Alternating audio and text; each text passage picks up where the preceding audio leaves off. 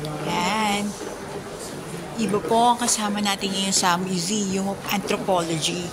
Minsan lang po itong pagkakataon na to dahil siya po ay special guest ng mga anak ng bagong katipunan.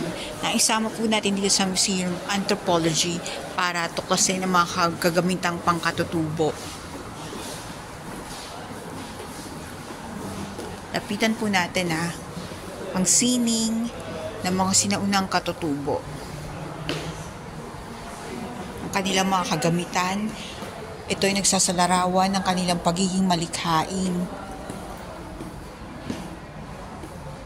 Nagpapatunay po na may sinaunang kabihasnan na po mga Pilipino at ang ating pamamahala ay meron na po tayong mga balangay at meron po tayong mga babaylan na sinusunod ng panahon na yon.